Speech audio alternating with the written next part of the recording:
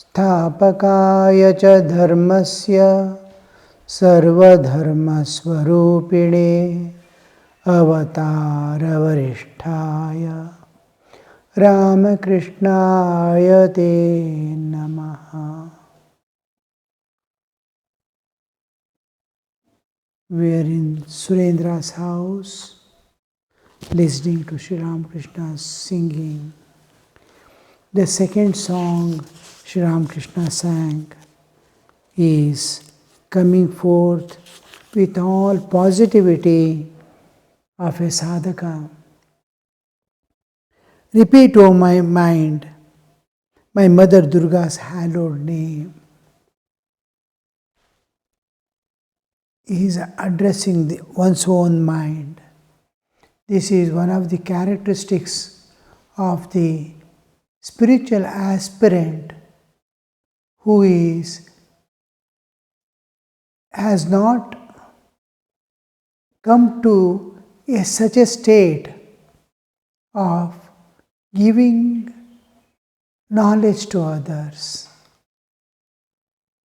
He has to achieve. When the aspect of achievement is more than the thing that he is going to give to others, then we address ourselves always. The tendency is to inward talk. Oh mind, let us go to the wish-fulfilling tree within. So, addressing oneself. You see, most of the sadhakas and even saints, later stages also, addressing their own mind to teach mankind. First, conquer. You only thing that you have to catch hold in your life is mind, because the mind is the only thing that is under the sway of vasanas. All others, vasanas cannot catch any aspect of your existence. Self, it cannot, in front of self, it cannot exist also. Mind is the only thing which it can. Intellect cannot, because it is nischyatmika. It cannot hold on to senses, because senses are servants. They don't have freedom to act independently. It must be guided by mind which is behind. And the heart cannot be. Heart is expression of the Atman. It cannot catch. It remains there in the heart itself behind, but it cannot hold on to control the heart. Heart is independent of the things. And you cannot hold on to the body also. Nothing it can hold on to. It holds on to mind who is able to direct everything. It makes the body move to fulfill the vasanas. Senses will be driven by the mind. Once the thought of enjoyment comes, you can see all parts become slave of that mind. It wants to run. Senses want to run. Body wants to run. Everything is running. That's why vasanas catch hold of the mind. The saints also say, oh, hold on, control that mind. Samyama is exercised mainly on mind. And the first discipline that is given is to maintain discipline, perfect discipline, timely discipline. Getting up morning at a particular hour every day, sitting at meditation at particular hour, taking food at particular hour, everything this is the self-control. I am going to exercise samyama. I am going to control my mind. I am asking, mind tries to give lot of excuses. No, I have got that work, I cannot do this, take food now. I cannot, I have got some friend had come, I could not come for the meditation. No. Here, you have to exercise the samyama. Nothing happens. I have to be strict to myself and flexible to others. Flexibility is always to others. Strictness is not for others. Strictness is for myself. I have to be. Here we see the mind is being brought first into the control. And after some time, with absolute perfect discipline, mind, if you ask it to sit for meditation, it sits. Don't think of anything. If you say to the mind, it obeys. Because it has been trained. The bullocks in the village you must see, when they are coming just able to move about freely, they are very young, they are taking mother's milk and learning to eat the grass independently little by little. And we leave about 6 months for it to grow. Now it starts becoming independent, jumping about, running here, there and all. And if you want to use it for plowing, when it is just a year old, it refuses, it runs away. You cannot catch, you cannot do anything. Try to yoke it to a cart, it revolts, it runs here, there, haphazardly. So what they do is, in these young days of growing, to be able to pull the cart and plow the land, a huge wooden block is tied to its neck in the villages. It has to drag and move. It cannot run. It is trained. Now, even if you beat it, will not run. It is trained to move in a particular way, particular direction, under control. When we were in school days, exams used to come, and there was one dog in front of the house, another house. It used to constantly bark. Anybody moving anywhere, it will be barking. We used to feel disgusted, especially while studying, this constant disturbance. So there was a catapult with which we throw the stones at animals and birds. One day, one shot was given with a small stone, which was barking. It immediately stopped and started seeing what has happened. Next time when barked, one more. Within 3 days, it stopped barking. Even if the thief comes, it will not bark. How to train that? It knows. So that is how we go on addressing the mind, teaching the mind. Don't do that, don't do that.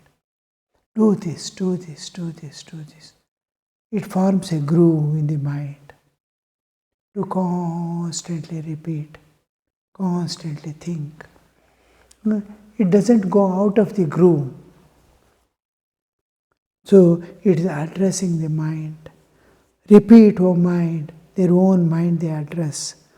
Once they reach certain state of evolution and are able to divert a little attention towards others, they feel like telling others, my friend, I have been doing this. I am getting little peace. Will you do this? Then it tries to give it to the others. There it doesn't address mind. It has been told in this way. Will you try this? Will you try this? To various people, what his experiences, what he starts. One step ahead, a firm footing he gets, he tries to. Till then, he tries to address his own mind. Repeat, O mind, my mother Durga's hallowed name. Now, who is telling to whom is addressing the mind. Who is addressing the mind? The ego associated with intellect. In intellect, all our experiences we get in life are called knowledge. Knowledge is the experience of what we experience. I experience and get the knowledge. everything. I see what is a tree, what is this one. I go on getting all the information, and ultimately everything becomes knowledge.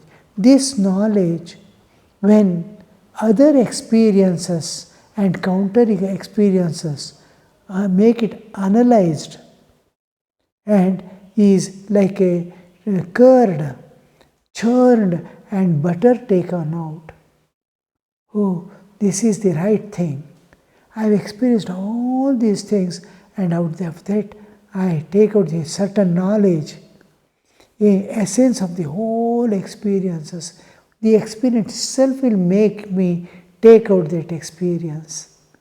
And this is called wisdom.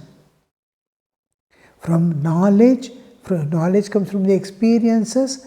When the experience, when it is churned, it comes out as the wisdom. This churning is done by the intellect. The experience is grasped by the mind, and knowledge is stored by the intellect. And this intellect itself churns the knowledge and takes out the butter of wisdom. Now this wisdom addresses back to the soul. Now wisdom is there. Wisdom, intellect is telling the mind. Mind is still under the vasanas. So it is addressing its. This wisdom is within. Mind is also within.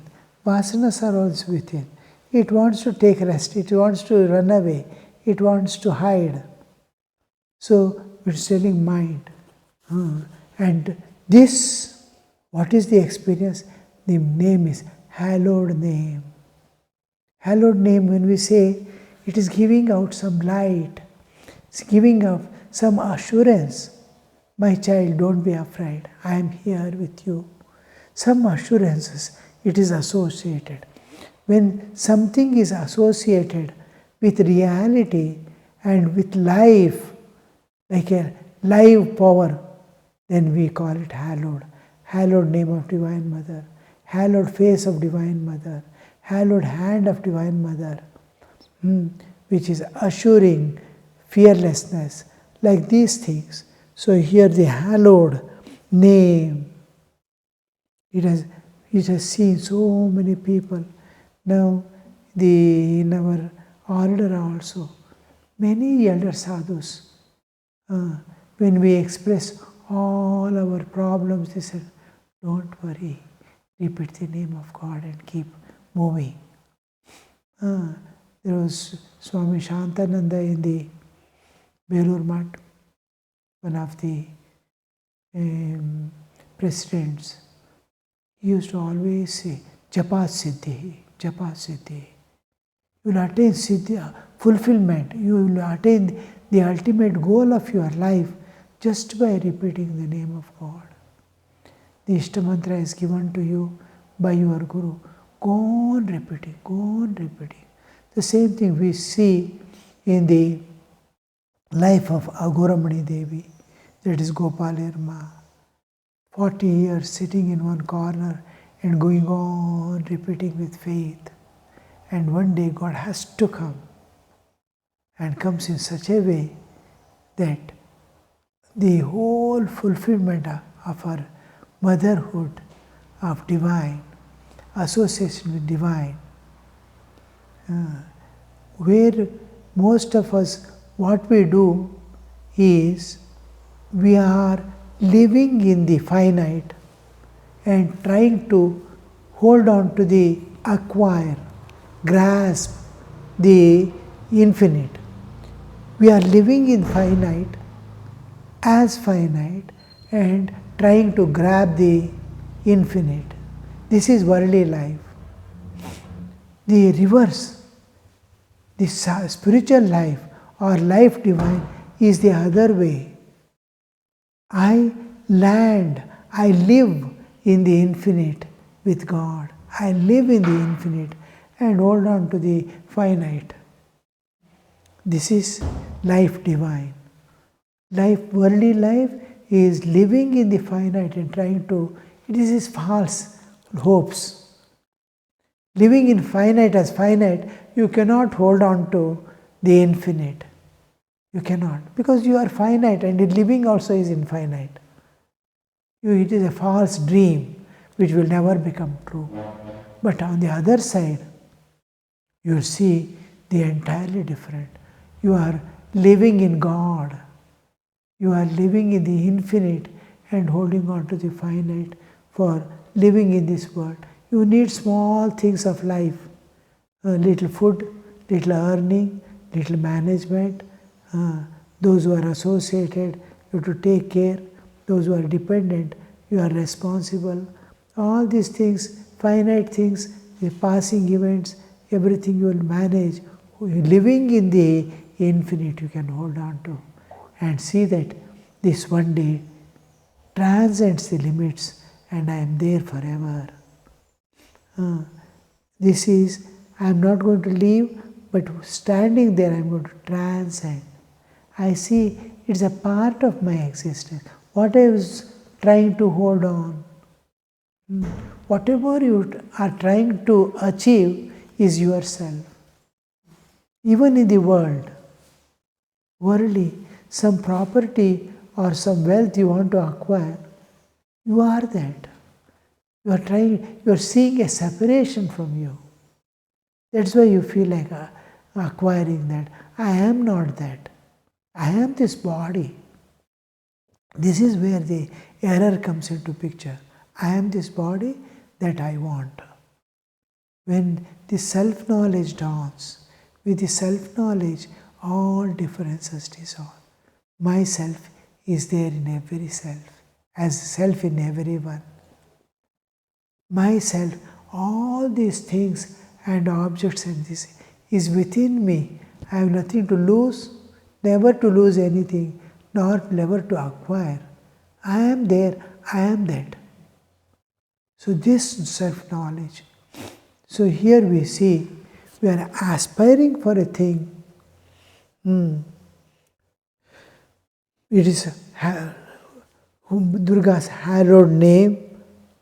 Whoever treads the path repeating Durga, Durga, Shiva himself protects with his almighty trident. Just repeating the Durga, Durga name. The Durga is an aspect of power. Behind power stands the Chaitanya. Always behind every aspect of our existence stands the Chaitanya. The whole universe is Divine Mother, manifestation of the Divine Mother. Divine Mother has herself become this universe. But this name and form cannot be there. This movement cannot be there without consciousness pervading it. Consciousness is what gives existence to a thing. I am existence. The I, God is there within, behind the veil of my mind, behind the veil of my life, behind the veil of this matter. These are screening them. Screening God, I am not able to perceive. God is within, making this life possible. Because He is there, all these things.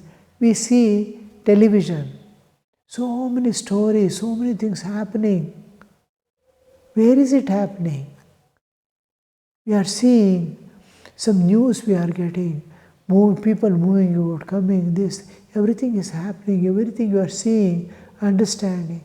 Where is it happening? What is the truth there? Only screen. Nothing else is true.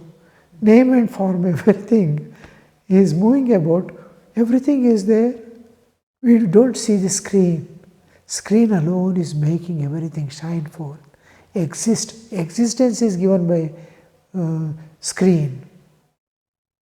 Similarly, in us, all these mind, senses, all these things are dancing and jumping about, acting as if they are the lords. because God is behind. God is behind the veil of your own mind, behind the veil of your life, behind the veil of the matter with which you identify as myself. All this, and God is behind. And this Chaitanya itself is protecting. The Shiva himself protects. So the trident, the three things, almighty trident. That is, trident has three trident. There are three sharp edges. We have inflections constantly, which we utter Om Shanti, Om Shanti, Shanti. These three are the inflections that we get from our own bodily existence, Adhyatmika, from other animals and beings, Adi Bhautika, and from unknown sources, Adi Daivika. All these inflictions, pains and sufferings that we get is what can remove that by penetrating into and seeing the divine within. Is called the trident. Similarly, we have various aspects of our existence. We are passing through the Jagrat, Swapna, Shushupti. We are passing through the three layers of our existence, Stula, Sukshma, Karana. So, what binds them together, what pervading they exist together as the triads, the three together, Jagra, Swapna, Shushupti. I am passing through this. Similarly, I have three bodies, three states, Gunatraya, then the Sattva Rajatama Guna of the Prakriti, with which I am bound. I have Sattva in me, I have Rajas in me, I have Tamas in me as Guna. The Tamas has become the bodily existence, Rajas has become the Karmendriyas, and Buddhi Manas. The Sattva has become the Buddhi and Manas and Jnanendriyas. Pranas and this one is Rajas. These are all, my existence is made of Sattva, Rajatama, three. And my gunas also have got, tendencies also have these three gunas, Sattva, Rajatama. And what penetrates through this and shows the reality, what puts an end to my vision of these is called trident, which belongs to the transcendental. The screen is pierced through to show the reality. So wherever you see any kind of triads, three things associated with each other, Gunatrayatita, Kalatrayatita, Kala, past, present and future, there is one thing, Kala moving, the three aspects of it, one reality. I am passing through various states, but beyond the three states, there is one reality. This reality is achieved through the trident passing through the, all these are eliminated and we see the reality behind. So the Shiva, the Chaitanya, which has this power to subside the waves of the triad, whatever be it, and show the reality each time. So this is that with this he is protecting. Whosoever treads the path to eternal bliss and peace. Repeating Durga Durga, Shiva himself, the pure consciousness Shuddha Chaitanya, who pervades the universe and remains in his own glory himself and gives existence to all that exists, the Chaitanya, protects with his almighty trident, all capable. You can immediately know the transcendental. Suppose there is an opaque glass and suddenly it turns into transparent glass. You can see what is within. Like that. It is trident when we say is what converts immediately all this to dissolve and see the reality at each triads. Almighty, that's why it's Almighty. It can. Thou art the day, O Mother, thou art the dusk and night. We are passing through every day.